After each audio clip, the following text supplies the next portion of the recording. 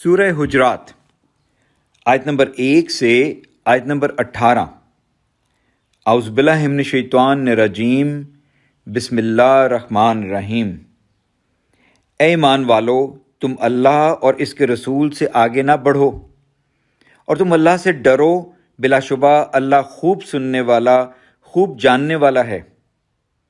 اے ایمان والو، تم اپنی آوازیں نبی کی آواز سے بلند نہ کرو اور آپ سے اونچی آواز میں بات نہ کرو جیسے تم ایک دوسرے سے اونچی آواز میں بات کرتے ہو، کہیں تمہارے عمل برباد نہ ہو جائیں اور تمہیں خبر تک نہ ہو۔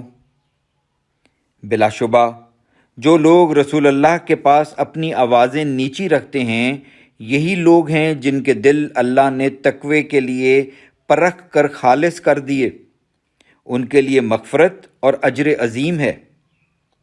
بلا شبہ جو لوگ آپ کو حجروں کے باہر سے پکارتے ہیں، ان میں سے اکثر بے عقل ہیں،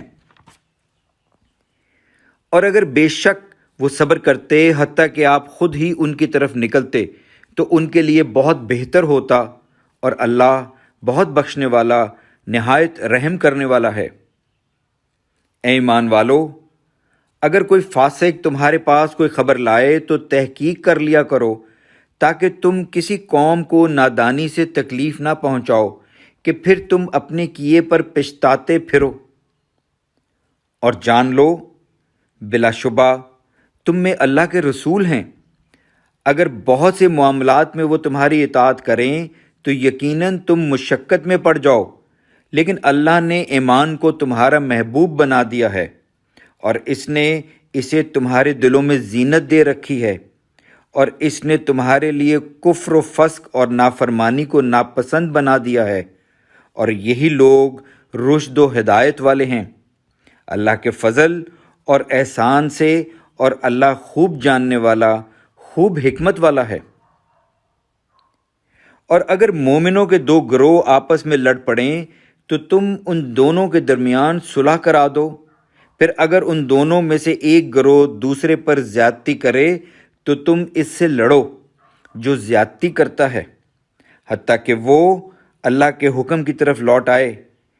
پھر اگر وہ لوٹ آئے تو تم ان دونوں کے درمیان عدل حق کے ساتھ صلح کرا دو، اور تم انصاف کرو، بلا شبہ اللہ انصاف کرنے والوں کو پسند کرتا ہے۔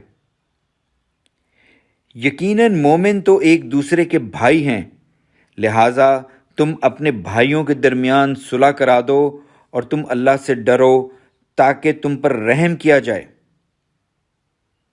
اے ایمان والو، مردوں کی کوئی جماعت دوسرے مردوں کا مذاق نہ اڑائے، ہو سکتا ہے کہ وہ لوگ ان سے بہتر ہوں، اور نہ عورتیں دوسری عورتوں کا مذاق اڑائیں، ہو سکتا ہے کہ وہ عورتیں ان سے بہتر ہوں، اور تم آپس میں ایک دوسرے پر عیب نہ لگاؤ، اور تم ایک دوسرے کو برے القاب سے نہ پکارو۔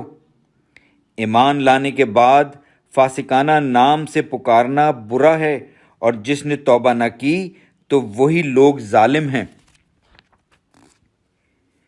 اے ایمان والو، بہت سی بدگمانیوں سے بچو، بلا شبہ بعض بدگمانیاں گناہ ہیں، اور تم ایک دوسرے کی جاسوسی نہ کرو، اور نہ تم میں سے کوئی دوسرے کی غیبت کرے۔